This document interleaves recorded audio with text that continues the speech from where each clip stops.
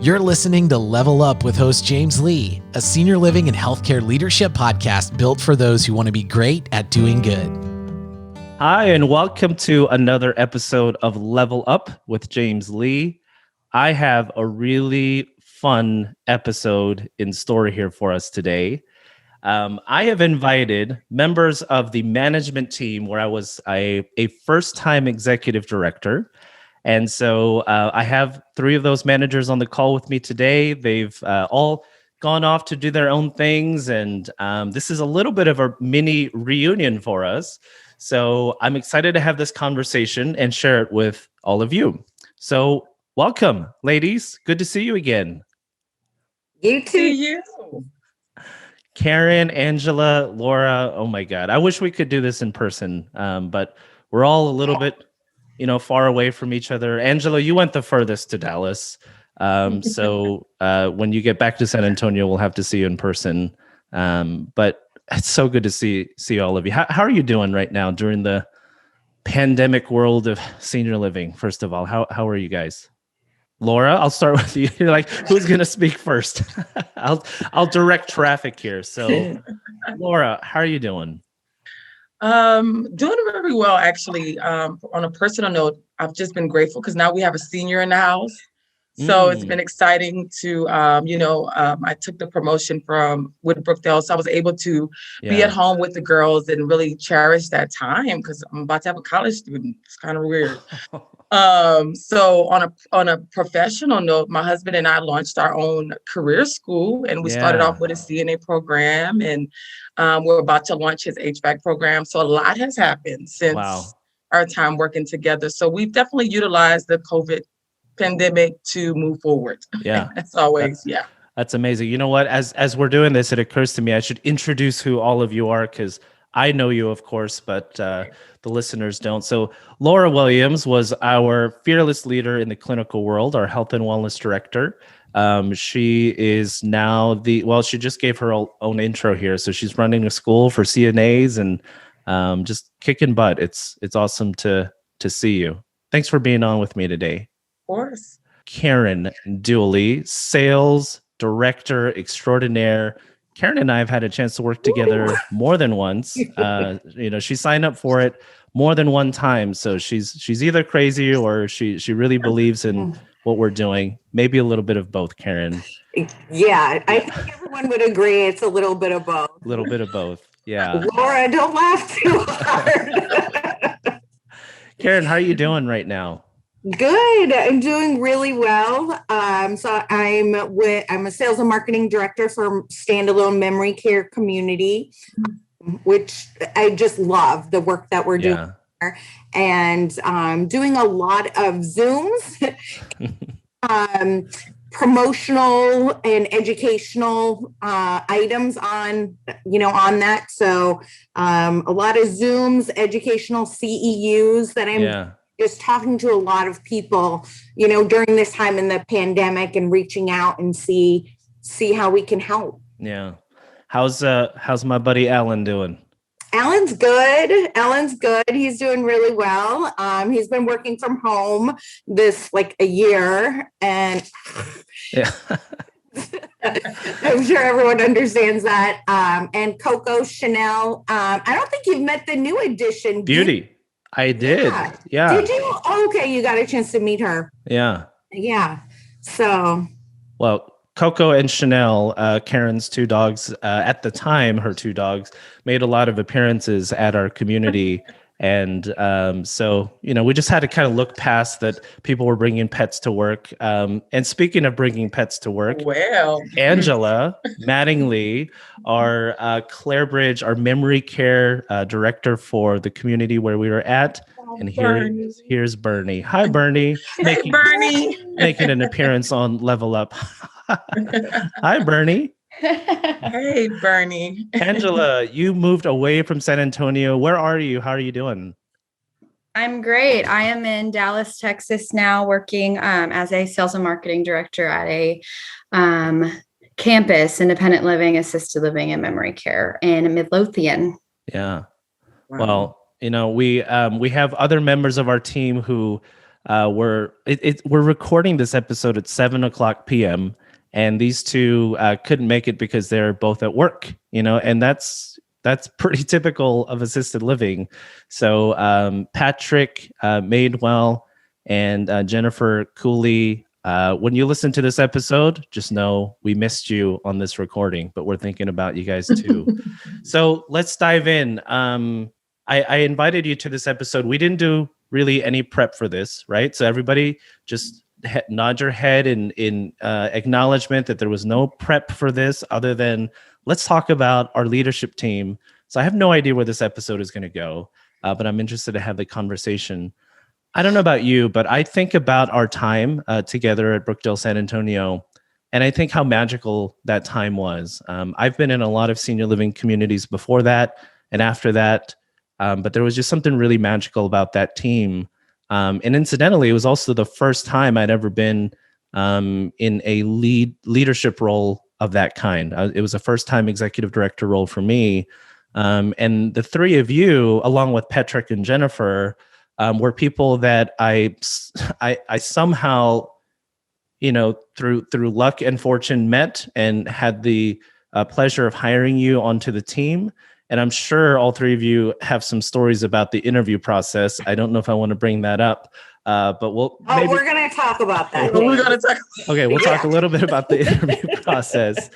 But what an amazing time that was for me, and I hope it was for all of you. So I'll just start there with kind of an open-ended question. What was your memory of the leadership culture of our team? And, what do you think made it special for you? I'll jump in. Laura. Initially, the first thought that comes to mind is that I was challenged on a level that I hadn't been in my career. And I think that really made me enjoy it the most because I am an individual that gets bored pretty quickly, especially if I'm doing something over and over and over. I mean, nursing already has its surprises, but to be a health and wellness director in assisted living, I had already had a role exactly the same underneath different leadership. And I had a perception of that. But I specifically chose you because you challenged me in the interview process. And instead of me just being interviewed, I almost felt like a student. And that excited me and made it more intriguing. So I knew that I would grow. And that's what I expected to do, is to grow. And I would hands down would say that was the best part of my career as a health and wellness director and as an LVN before I got my RN, for sure. Yeah. That it's interesting that interview process was kind of when you committed to that journey. And of course, all of us on this call together, we know what challenges we experienced at that community, but also how that probably made us stronger, as individuals and as teammates. So I remember, Laura, when we did the interview, I think I gave you a homework assignment, didn't I? Yes, you did. I did. Did everybody else get a homework assignment, or was that just exclusive to Laura? Cooley's like, I thought you gave everybody a homework assignment. I don't remember if I did. Oh, you still have it? No, that is that's a reminder. Right? Yeah. So Laura's holding up a Post-it note. So, Laura, what was your recollection of that interview moment and the Post-it note? I remember it verbatim, actually. I think one of the questions you were asking me was about my training and development style, because I mentioned that I am, and it makes sense that we have a school because I really see the importance of training and educating the people that are taking care of our seniors. Yeah. But you told me to put my training style on an index card, not an index card, a Post-it note. Now, everybody knows the size of a Post-it note. So obviously I leave this interview and I'm like, okay, like really help me, Lord, please. How am I going to sum up all of these thoughts in my mind, the years of experience? Because at the time I still was on staff at ACC. So I taught and I had been teaching, so I never let it go. But I was thinking, how am I going to just put all of that on this? So that, had me up for a little while, but it also, it caused me to focus in and really create a strategy around what I did, instead of it just being this thing that I know inside and that it would just come out if you ask in that moment. So even in that moment, I had to think about what is my strategy? Like, how am I going to develop these individuals that I'm entrusted with? Yeah. And did you feel like that that assignment followed through, and that style was kind of consistent throughout our work? Definitely. We built upon it over and over and over. And ultimately, our goal was to perfect it to some degree, right? Yeah. Well, I'll tell you, you had the job before the homework assignment, but I was just really curious what you would bring back from that. That's awesome. So, Angela, I'd love to kind of ask you the same question. What's your memory of the experience of being on that team together? What made it stand out for you?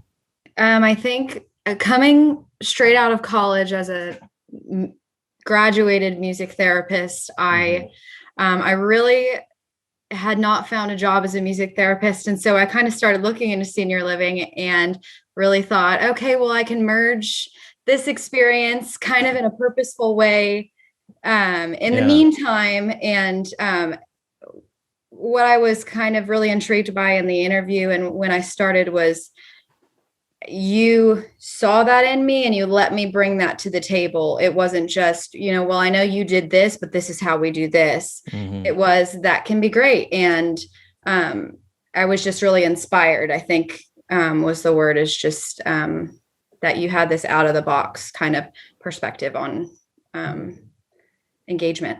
Yeah. Well, and I hope that your experience was that wasn't a gimmick or a shtick of the interview, but the actions followed through and letting you kind of develop the program, even as a first time, professional in our field.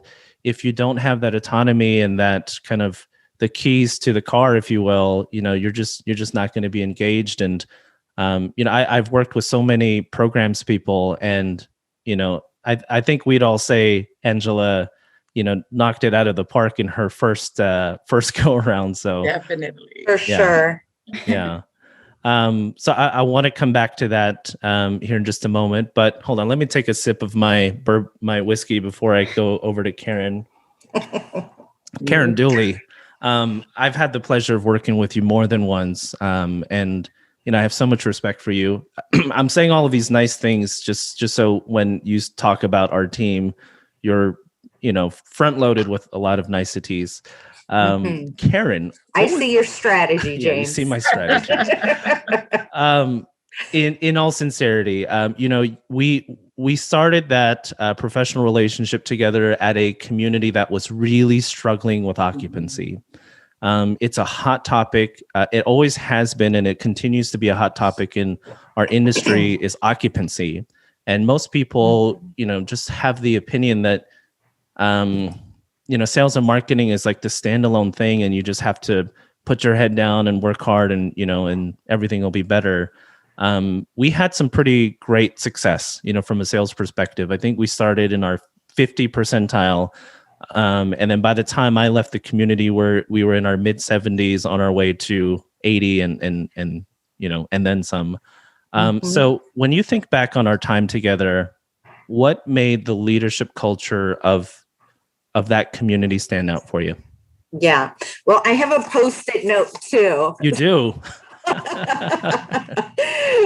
That's amazing. And this was on my computer every day. It says, I don't know if you guys could see that, but it says goal operating margin 25% and occupancy 84% at the end of the year. So this is on my computer, and I've kept it all this time. I found it in my desk, but wow.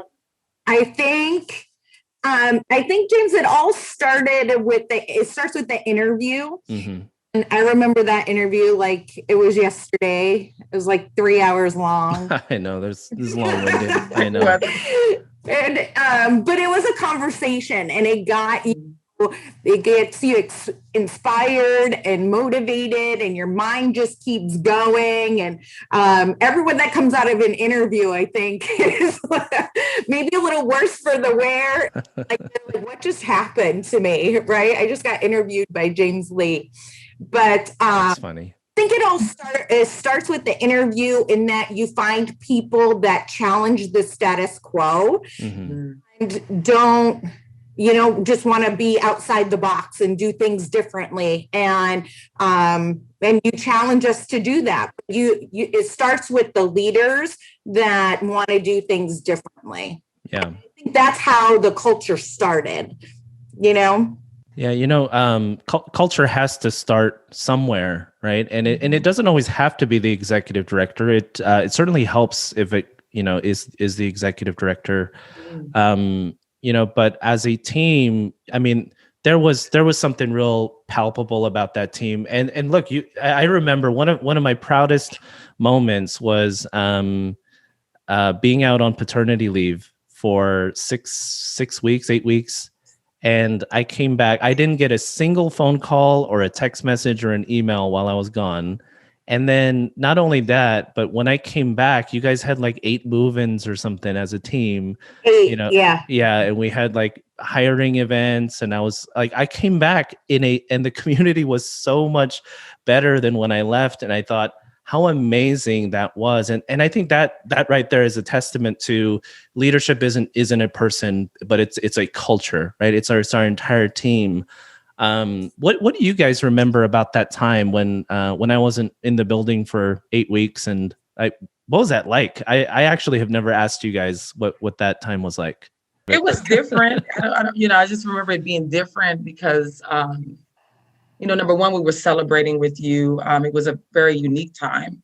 Not to have you in the building, lead the stand-ups. I know we talked about the interview, but even our stand-ups meetings were always about development. It was never like, hey, this is what I'm doing today and bye. There was always this thing that we had to think about and focus on or meditate on, if you would, throughout the week.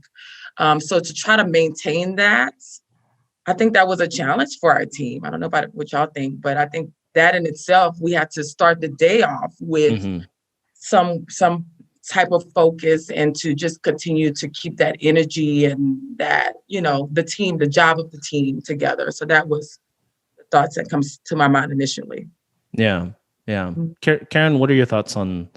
Well, and I remember you always said, the test of a team is how it works when you're not there. And you had a joke that when you weren't there, we always got move-ins. Yeah, that's true.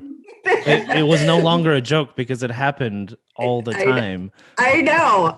But I think that's just a testament to you as a leader and our team together that, whether you were there or not, even though you're a fearless leader, like we carried on and did what we needed to do and made it happen. So.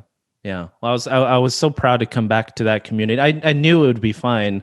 But I came back and I think all of the regionals were like, James, could you take a little bit more time off from work? Because I think everyone's doing really great without you. So let's pivot from that a little bit. And I'm curious about culture and performance.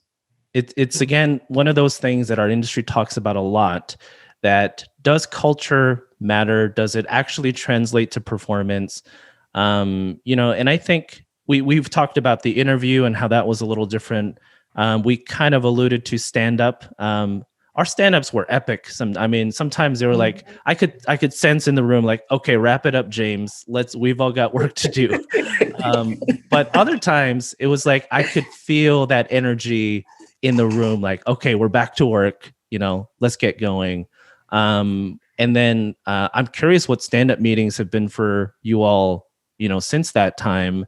I know James, I think you have to explain kind of our stand-up culture because nobody does it the way that we did it. So that's true. That's a good point. I'll set up whiteboard.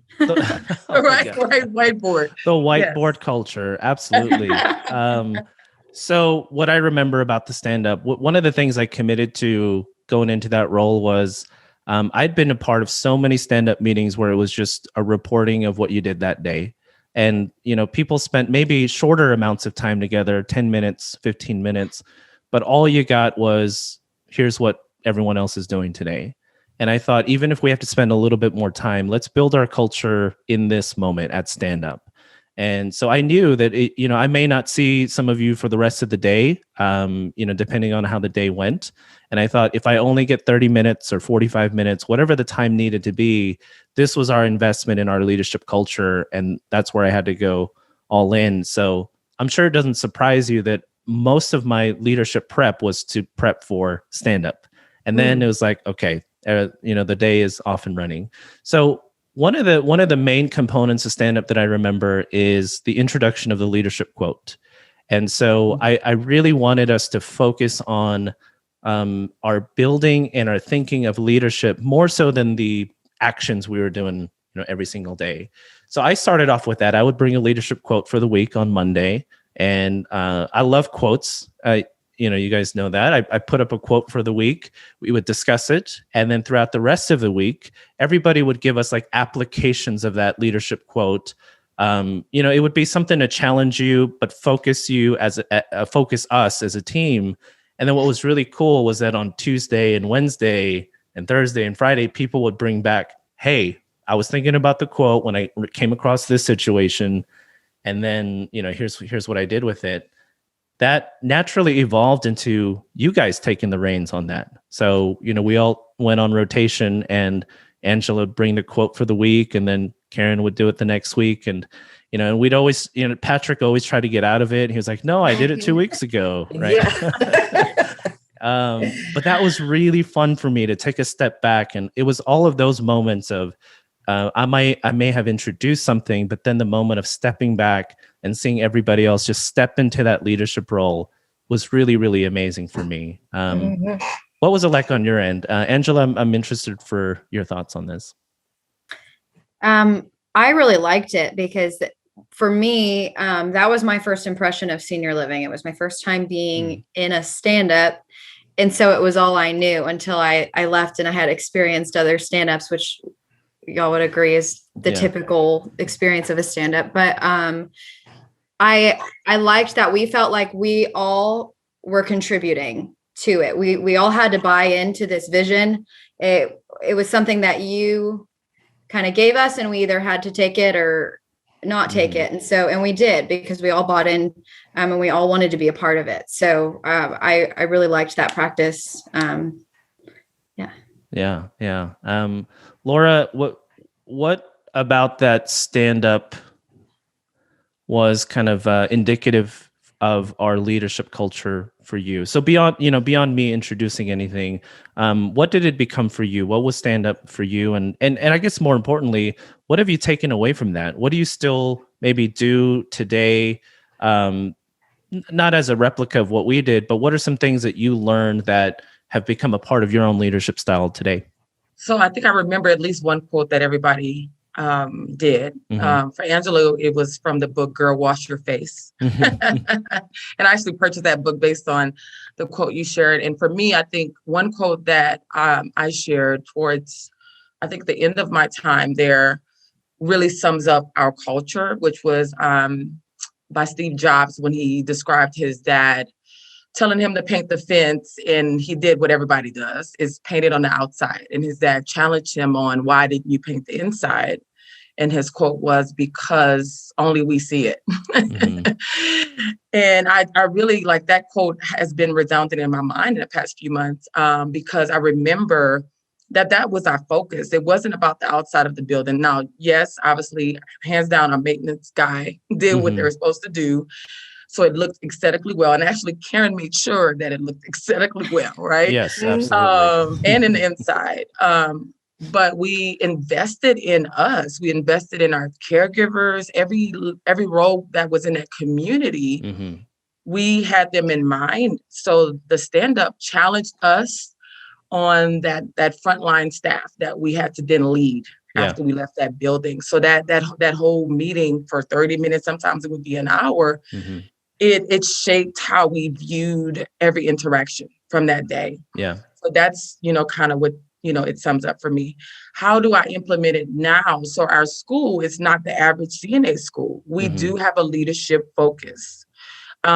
Because being in senior living, starting off as a CNA myself and just kind of do a stair stepping in the career, I understand that what causes caregivers to stand out the most, and not so much for another role, but just even how they provide care to that senior when the doors are closed, it's all about their perception of themselves. So I knew that was important prior to our experience, but I definitely felt it and I saw the fruit of it because of our experience. So it's definitely something that I carry on in our family business for sure.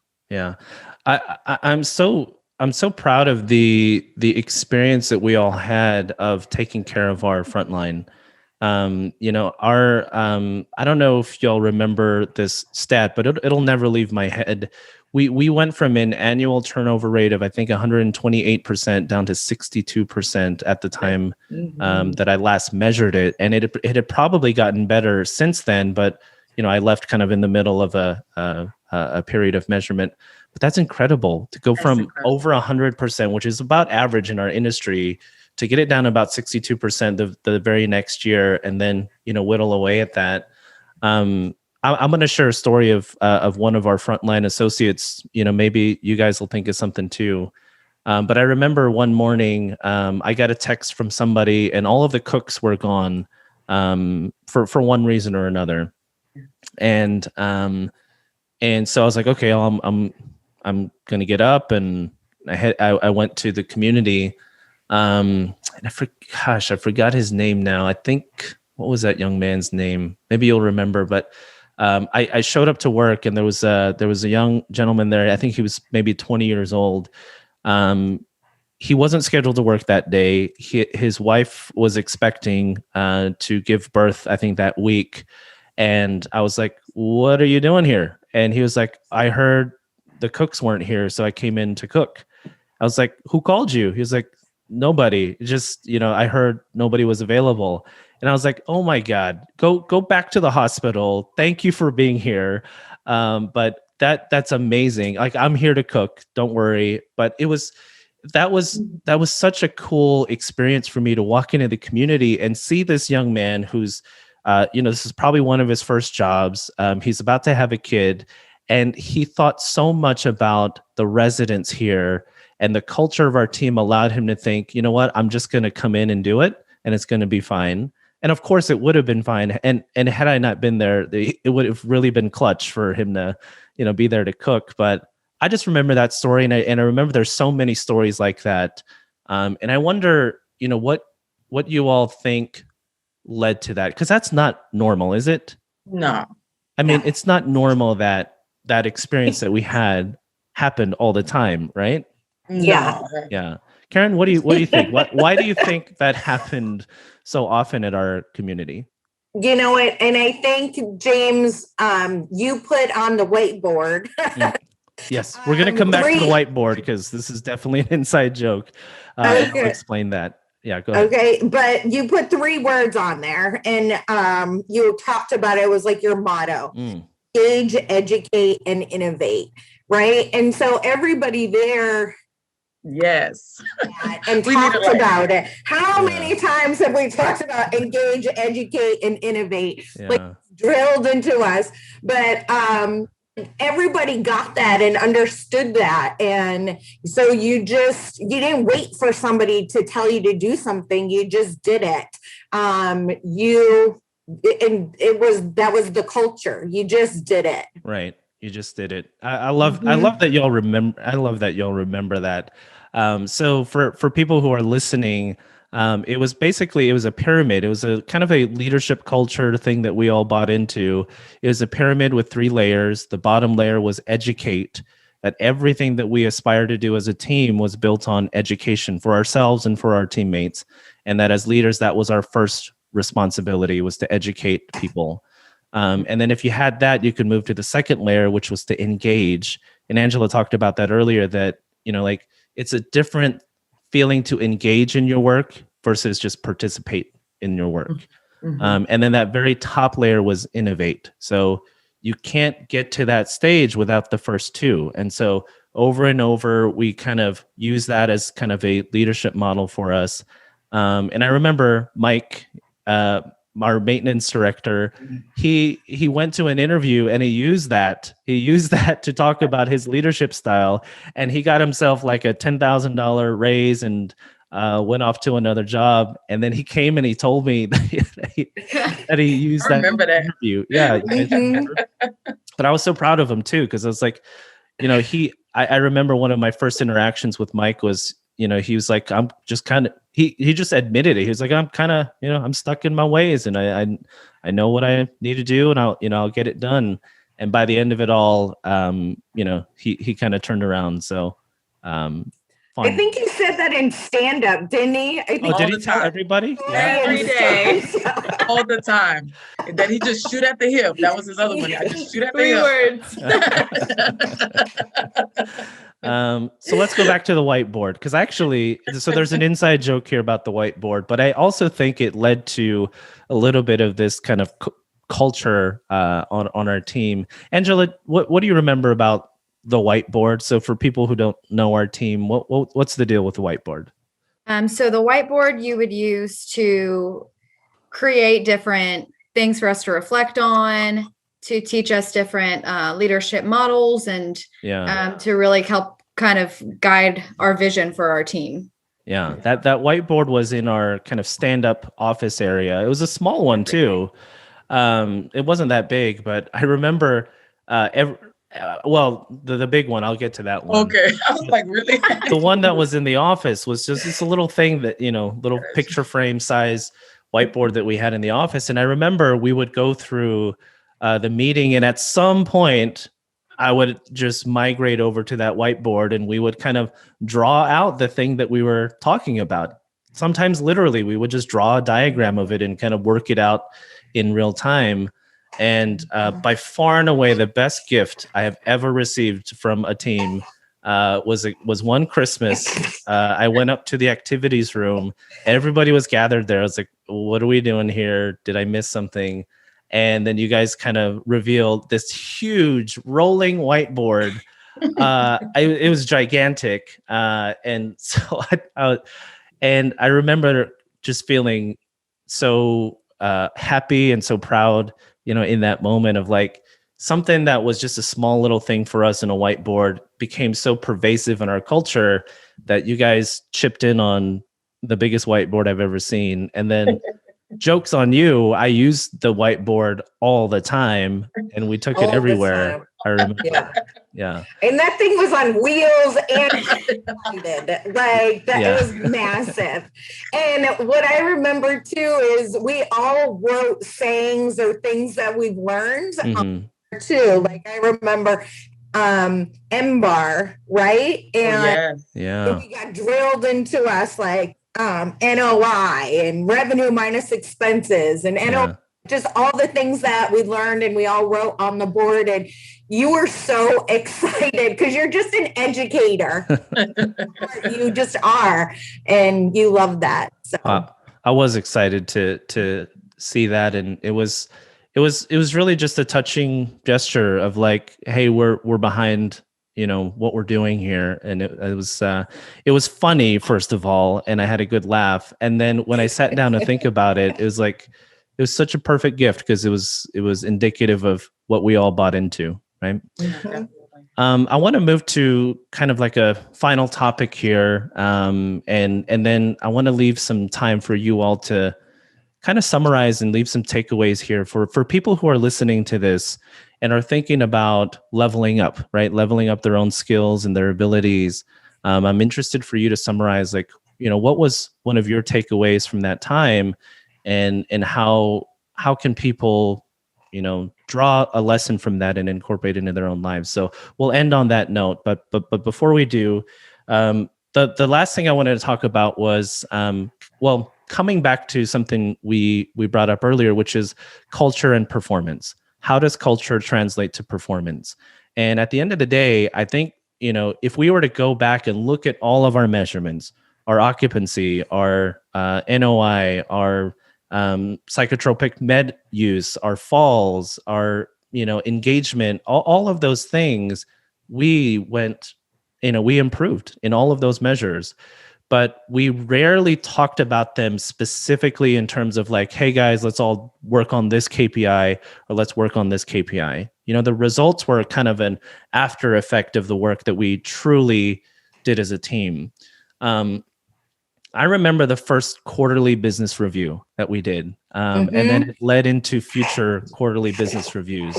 And people still honestly don't believe me that we did this as a team. So here's kind of proof in that.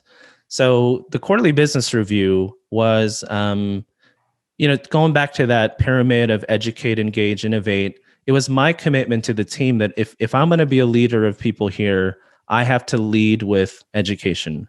And so the very first thing I thought was, let's talk about business. Let's talk about financial literacy. Let's talk about NOI. Let's talk about expenses. Let's talk about revenue. Let's talk about all of these things. And I remember the first one that we did, everybody kind of walked in like, oh, what are we doing? And I think I prepped most of the stuff into the first business review. A few of the managers had a little bit more comfort with it because like in the world of sales, we talk a lot of metrics, but even Karen, I think you were challenged through some of those quarterly business reviews to push, beyond what you already knew. But I remember for the most part, people were mix of like excited and a little bit like I'm not sure what to expect from this. I'd love to hear from your perspective, your experience of that, and in particular, the later versions of the quarterly business review. So we all know the first one was a little bit nervous for people, but by the second or third or fourth time we did it, I mean, I've got some takeaways here, but I'm going to hold on to that because I want to hear what your thoughts are on that. Tell me about the quarterly business reviews. What did you take away from that? Well, I'll start because nowhere else would you really see department heads, including a maintenance director, business office, the culinary director, putting together PowerPoint presentations about KPIs and their SMART goals and what their goal was, how if they reached it, and how they can also improve on that.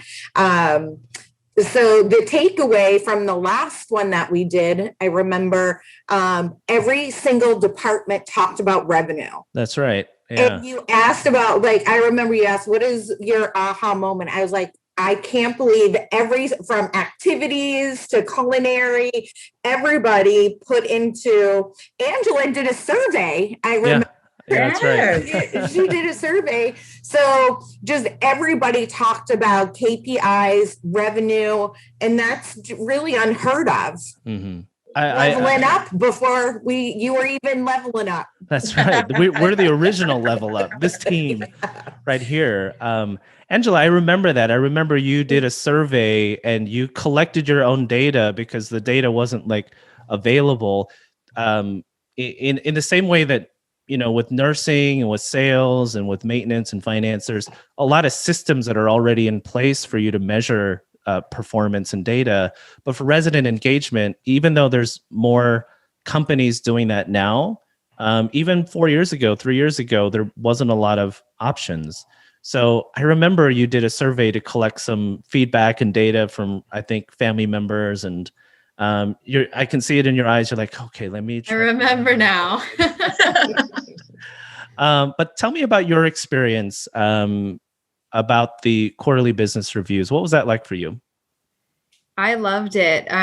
Being in sales now, it's so easy to measure everything, but in an activities role, it is a challenge to be able to measure activities and engagement in that way. And so I think the biggest takeaway for me from the whole experience at that community might have been these, because for me, that was really my aha moment. I want to do more. I want to keep going, because I had never been exposed to the fact that activities has such a big correlation with falls, and that the wellness director and activities directors really need to partner together. And that makes a huge difference in overall quality of life and quality of care. So I think it was huge that you let us kind of involving all of the stakeholders and making us feel like we all had purpose, and had a piece of it, even maintenance and culinary, like you said, and diets for residents and budget. So I thought that was amazing. Yeah. Well, it really was it was a special moment for all of us, I think. And, you said, I made you feel purpose, and, I'm going to change that a little bit too. I acknowledged your purpose. I acknowledge that we all bring purpose to the job. No leader, good, bad, or indifferent, gives you purpose. All they can do is acknowledge that you have it, right? And then help you bring your full self to the job. And, that was something that I always tried to be very mindful of, is that I know, like those coaching, like we did a lot of one-on-ones, all of us, right? And they were a lot of one-on-ones. And you think about organizations or teams where you have your annual performance review, like once a year, you sit down with your supervisor and you talk about the entire year's performance and you try to summarize that up. How often did we have coaching conversations? Every week. I mean, it was pretty often. I mean, I couldn't even give it a number. But it was very focused. So when we say that, I think just for the audience, that it wasn't like we just decided this week is we had a goal in mind that we could measure, based on where we wanted to go. And we were involved in it. So you didn't just tell us, hey, Lord, this is what you should focus on. Yeah. This was something that I had to buy in for myself and really put a vision to the department that I was leading. So, yeah. I also think, I would say maybe I saw mine closer to quarterly, like the really structured and plans one. You always gave me an agenda in advance so I could really work through it and come prepared. But it wasn't also just about performance. It was about, what can I do for you personally and professionally? Yeah. What do you want? Not just about, just the job and activities. It was about, what can I do for you to help you get there? Yeah. Yeah, there was definitely a lot of prep, I think, on both sides. There was you knew anytime we were having a coaching conversation, it wasn't off the cuff, right? I was not shooting from the hip, but we prepped for that. You had an agenda, and more importantly, as you guys have referenced, you contributed to that. You contributed to the agenda, and I think when we ask ourselves, did our culture correlate to our performance? I think that's a pretty resounding yes, right?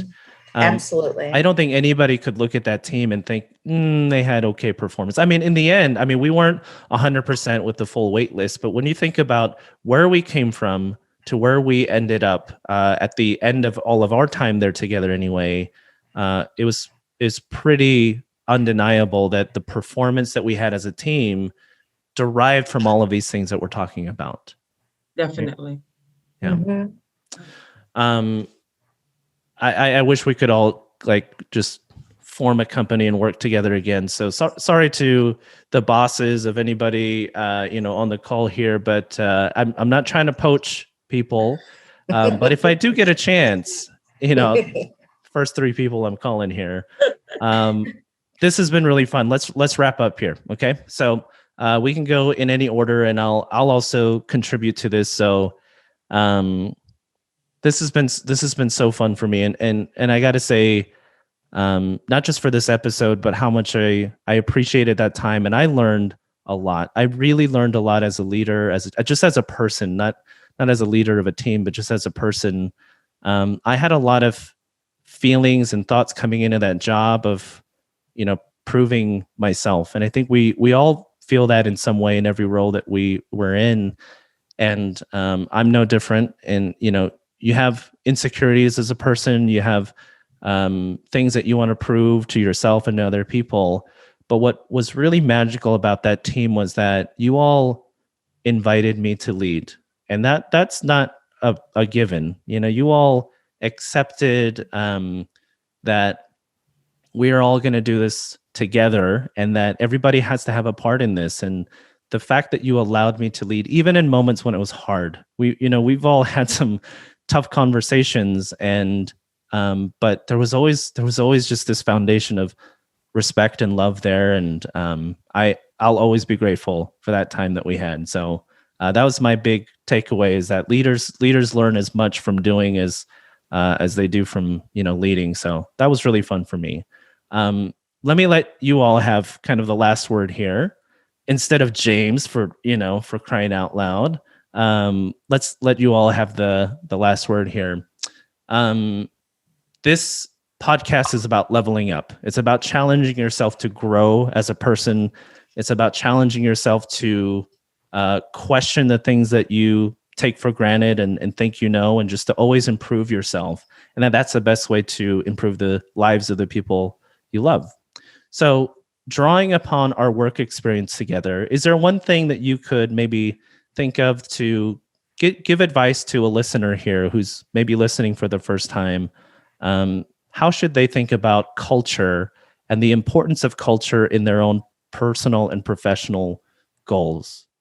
Well, I think, as I mentioned earlier, I think it starts in the interview. So, and oftentimes, you're selling yourself and the company selling themselves for the job, but it's so important to interview the boss, right? Yeah. Who your direct supervisor is going to be, and ask them, what is the culture here? And if I'm coming up with the answer, that's not a good sign, because then the culture isn't intentional, right? And something you always have to be working towards. But I think the secret sauce to really our team was we wanted to make each other better, and that I'm better today because I'm around all of you, that challenging yourselves. And, we could bring out of the box ideas of, this is what I want to do. And you're like, okay, how are you going to do that? And not put in a box. But, and I think it starts with trust, the team that you're on, because we're vulnerable. We're able to be vulnerable, right?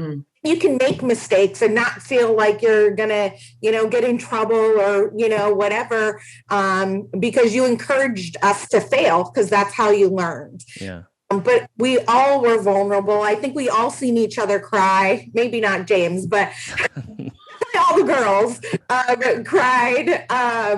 Maybe Kip too. I think I saw him cry a couple tears. But we're all vulnerable, and that made it real and authentic. Yeah. I love that. I love those takeaways, Karen. This has become an aha moment summary. I mean, how typical of us to get on a conversation and end with aha moments. Those are some good ones, Karen.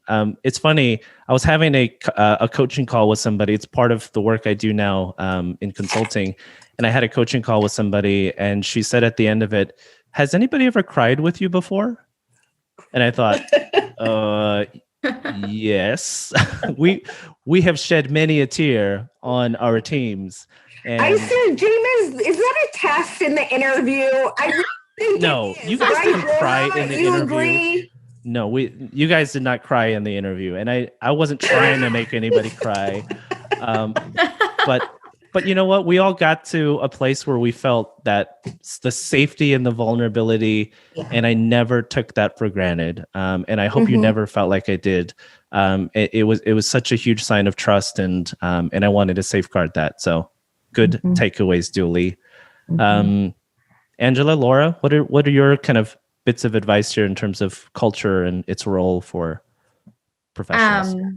I think my biggest takeaway would be the two phrases that I disliked hearing the most would be, "That's not my job," and "That's how we've always done it." So leaning on your teammates to collaborate is so important. Supporting each other, educating each other, knowing that staying in your lane is not an option. It's so important, and the only way to really be successful is to support each other and to teach each other about each other's jobs and how you can be successful together. Yeah. Good. That's amazing. It's such a timely takeaway too we've all been living through this pandemic for over a year now. And, I think about my mind automatically went back to our team. And I thought, if I was going through the pandemic with this team, I would feel a lot safer right now. And I think part of that was this belief that like you just take care of each other. And one of what it was funny to me at the time, but reflecting back on it, I realized how special it was that you guys just on your own started bringing me lunch, because you're like, James, did you eat today? And like a different person would just bring me food and then sit in my office and eat with me, or just drop off food and leave. And I thought, how amazing that we all just took care of each other, simple things of food and rest. And did you take time off? And, we didn't just talk about like, hey, you have PTO. We would celebrate like, okay, what did you use your PTO for? Right. Yeah. So I thought that was really good. Thanks for sharing that, Ange.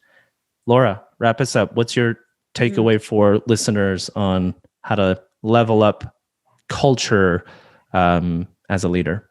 The first thing that came to mind is know that there is a culture. I think one of the many defining moments that we had was really defining our frontline workers. You were like, we need to know who they are, and we need to know what challenges they face before they even walk into the door.